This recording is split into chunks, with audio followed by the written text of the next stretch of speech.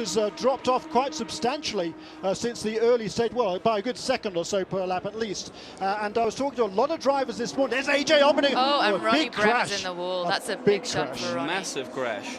That is going to bring out the full course caution. That And this will be is interesting. fabulous news for Paul Tracy, because now, if the caution comes out, which of course it will, the pits will be closed. So the leaders now are not going to be able to come in until the pits are opened. Paul Tracy, however, has just been into the pits. So when the pits are opened in a lap or two, once everybody has packed up behind a pace car, Paul is going to leapfrog all the way to the front of the field. It really has brought him back into the play in this race. That's the beauty of American racing. You're never out until checker flag is out. And once again, Paul, has been those seconds when you push harder when you're in the car and you don't know why you're pushing. They pay out in a situation like this. Hopefully, Ronnie Bremer seems that He's taken the head collar off there. He's moving around. Clearly, he seems to be okay. A really big impact. I mean, the Champ car are a very safe car, very big. They protect the driver really well. Unfortunately, had the experience to hit the wall few times, even on an oval. But looks like he walked out and. I think that was turn 13, I believe, the final corner of that S's, wasn't it? Yeah. I think so, and that's a real shame for him. He was up to 10th, he'd overtaken Timo Glock even, and he was having a really good race at the start. Then he dropped back, and now this. You have to really feel for him. He's done a super job, but Ronnie Bremer out for the day. So what a shame. Ronnie Bremer brings out the first full course caution of the afternoon. A huge crash at the exit of turn 13. We talked about it earlier on. A very tricky corner. It's very high speed. They're coming through that section of the track at well over 120 miles an hour. Look at that. Oh, the exit. He just lost the car and into the wall. That was a big impact as well.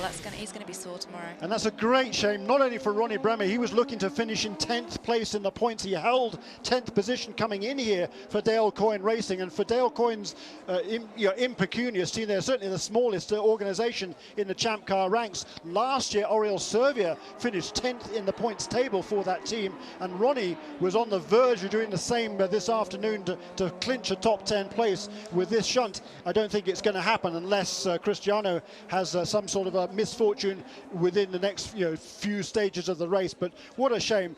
Both Ronnie and that Dale Coyne Racing team done an excellent job this season. It's just not the way you want to go out, is it? It really isn't. Isn't that right?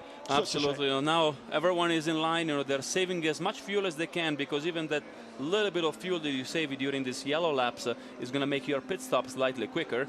And the team and the radio, they're there, saying, save as much as you can, save as much as you can. You go on top gear, you run around with almost no throttle, and it's actually an art, to really save fuel during yellows, and it's something that teams really teach you how to do, and something that you really learn. When you come from Europe, all these things are new things, and I had to learn all these things, in a short amount of time. When I came here, it was definitely overwhelming. Now, Catherine, you're going to be learning about all this sort of stuff. You're driving, of course, this year in the Toyota Atlantic Championship. You've won 3 races, and you've got a couple of big opportunities coming up for yourself. I have indeed. It's a very exciting time for me, with the Formula 1 test coming up in a couple of weeks with Minardi, and then the Champ Car test in December. I'm massively grateful for Kevin Karakoven for giving me this opportunity.